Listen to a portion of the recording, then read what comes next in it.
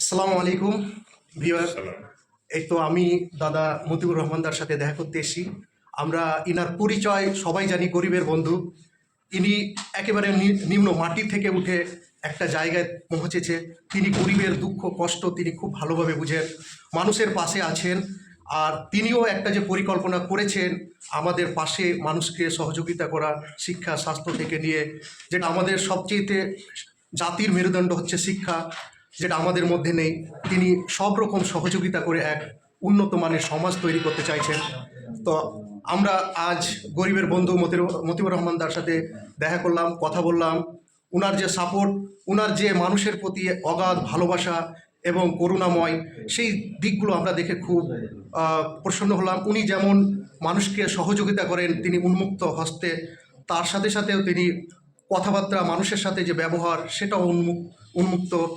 তো আমরা আমাদের যে রাইজ গ্লোবাল স্কুল, একটি ইংলিশ মিডিয়াম স্কুল আমরা প্রতিষ্ঠা করতে চলেছি। আমাদের স্বপ্ন যাতে আমাদের এই পিছিয়ে পড়া সমাজকে আমরা এক উন্নত জাতিতে নিয়ে যেতে পারি। কারণ আমরা আজকে শিক্ষা না থাকার কারণে অবহেলিত। আমরা আজকে যেখানে যাচ্ছি মার খাচ্ছি, অবহেলিত এক সেকেন্ড সিটিজেন হিসেবে আছি।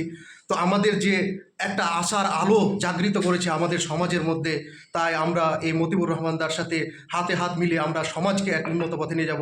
উনি যেমন অর্থ দিয়ে মানুষকে চিকিৎসা স্বাস্থ্য শিক্ষা দিয়ে তিনি হেল্প করছেন। আমরা যেখানে যতটাই যেখানে থাকি না কেন, আমরা আমাদের যার যেটা ক্যাপাবিলিটি, ওই ক্যাপাবিলিটি অনুযায়ী আমরা সহযোগিতা করব। যেমন আমি শিক্ষার ক্ষেত্রে কাজ করছি আজ বাল্যকাল থেকে আমাদের অর্গানাইজেশনের মাধ্যমে, তা আমরাও সেটাকে চালিয়ে যাব। ওনার সহযোগিতা পেয়ে আমরা খুব খুশি। উনি আমাদের রাইজ গ্লোবাল স্কুলে 21 তারিখ প্রায় 4টার দিকে তিনি আসছেন। তিনি ওপেনিং সেরেমনি আসবেন, আমাদের সমাজের ছেলে মেয়েদের সাথে তিনি ইন্টারঅ্যাক্ট করবেন, কথা বলবেন এবং আমাদেরকে সহযোগিতা করবেন। দাদা, আপনি কিছু বলেন।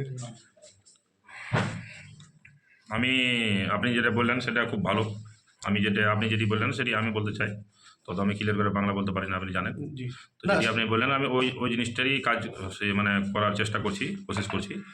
আর আমি কত তারিখ? 21 তারিখ বিকেলবেলাতে 4টার দিকে আমি আসছি। দাদা আছে, দাদাকে সাপোর্ট করবেন আপনারা। বলতে চাই আমাদের গ্রামবাসীকে বা আমাদের এলাকাবাসীকে, এরকম রত্ন আমাদের সমাজে যে এসে আপনারা হারাবেন না। আমরা সবসময় ওনার পাশে থাকব এবং আমরা সমাজকে এগিয়ে নিয়ে যাব। উনি শিক্ষা হয়তো পাননি, কিন্তু আজকে ওনার কাছে যে সব কিছু আছে, কিন্তু শিক্ষার অনুভবটা তিনি অনুভূতি করতে পারছেন বলেই তিনি ব্যস্ততার মধ্যেও তিনি একটা শিক্ষা প্রতিষ্ঠানের কথা শুনলে তিনি অবশ্যই ছুটে আসেন।